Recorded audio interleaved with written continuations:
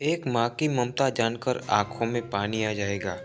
ममता का अर्थ तो हम सब जानते हैं, यही ना कि एक माँ का अपने बच्चों के प्रति स्नेह। पर बहुत सारे लोगों को लगता होगा प्यार, मोहब्बत और ममता में क्या अंतर है। मैं तो कहूँगा अंतर तो कुछ नहीं, पर जो स्नेह माँ अपने ममता के भाव से करती है वह दूसरा कोई नहीं कर पाता। प्यार मोहब्बत तो सब करते हैं, पिता से लेकर प्रियकर या प्रियसी तक, पर इनमें वह माँ वाला स्नेह नहीं होता। यह कहानी भी ऐसी ही एक माँ की ममता की है। इस माँ को उसकी ममता का भाव अपने बच्चों के लिए क्या क्या करवाता है, इसका वर्णन इस कहानी में किया है। दापुर नाम का एक छोटा सा अविकसित गांव था। गांव का विकास नहीं मतलब गांव में रहने वाले लोगों का विकास नहीं। इस गांव में कुछ 3-4 परिवार थे जो थोड़े बहुत खानदानी थे। बाकी सब मेहनत मजदूरी करके अपना जीवन गुजारते थे।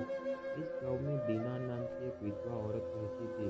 रहने के लिए छोटा सा घर था। दो बच्चे थे, शायद एक 5 साल का और दूसरा 3 साल का होगा। दीना का पति बहुत मेहनती था। वो दीना को किस चीज की कमी महसूस नहीं होने देता था या कैसी भी हालत में साथ नहीं छोड़ता था। किसी भी परिस्थिति को दोनों साथ मिलकर सामना करते थे, और कौन जाने किस पर कौन सा अनर्थ कब आ जाए। दीना के जीवन में ऐसी घटना घटी कि उसी घटना ने दीना के पति को दीना से छीन लिया। दीना को पति के गुजर जाने के बाद ऐसा लगने लगा कि मैं जिंदा तो हूँ पर मुझ में जान नहीं है। परिवार चलाने के लिए अब दूसरा कोई नहीं था सिवाय दीना के। इसलिए कैसे भी करके दीना ने अपने बच्चों के खातिर खुद को उस दुख से अलग किया। कुछ दिन बाद घर में जो था वो समाप्त हो गया। अब खुद क्या खाए और अपने छोटे बच्चों को क्या खिलाए, ये समस्या उसके सामने खड़ी हो गई। बच्चों के लिए दीना को अभी कुछ काम करना ही था, इसलिए दीना अपने दोनों बच्चों को साथ में लेकर जहाँ काम मिलता वहीं जाया करती थी, और दिन भर मेहनत करने के जो भी मजदूरी मिलती उससे अपना और अपने बच्चों को पेट भर देती थी। ऐसे ही समय बीतता गया और चलता रहा, लेकिन एक दिन दीना को शरीर में थोड़ी कमजोरी महसूस होने लगी। फिर भी वह काम पर गई। ऐसे ही 2-3 दिन काम पर जाती रही, लेकिन उसकी शरीर कमजोरी कुछ ठीक नहीं रहती थी, बल्कि और बढ़ती जा रही थी। इसे में काम पर जाना दिनों के लिए कठिन हो गया। दीना बहुत चिंतित रहने लगी, अगर काम पर नहीं गई तो मेरे बच्चे भूखे मर जाएंगे। उसी चिंता ने दीना को और कमज़ोर कर दिया, इतने कमज़ोर कि उठने बैठने के लिए लकड़ी का सहारा लेना पड़ता था। इसी कारण उसके बच्चे भूखे मर रहे थे। खाने को कुछ न मिलने के कारण और अपने बच्चों को भूखे मरते देखकर वह लकड़ी के सहायता से आज यहाँ से कुछ मांग तो अगले दिन दूसरी और कुछ मांग के अपने बच्चों को खिलाती, पर खुद भूखी सो जाती थी।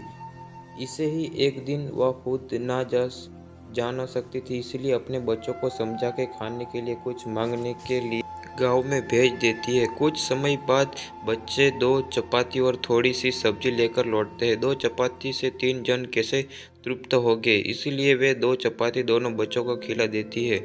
वह बरसात का समय था, बिजली न होने के कारण घर में अंधेरा छाया हुआ।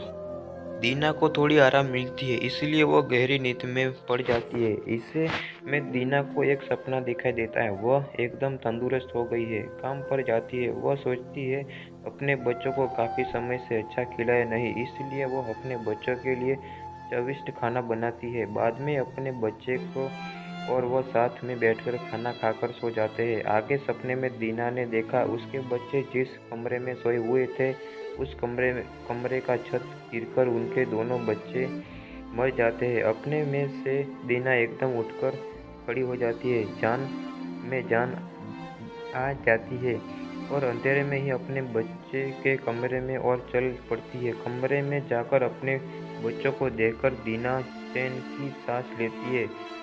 उस समय दीना को शरीर में ज़्यादा कमजोरी महसूस होती है, इसी जिससे वह नीचे गिर जाती है और फिर वहां से उठ ही नहीं पाती। चैन की सांस दीना को सांस ले लेती है। दोस्तों, यह होती है माँ की ममता, जो मरते दम तक अपने बच्चों के खातिर जीने का जुनून रखती है। दोस्तों, यह छोटी सी कहानी आपको कैसी लगी, अपने विचारों को हमारे साथ जरूर शेयर करें। धन्यवाद।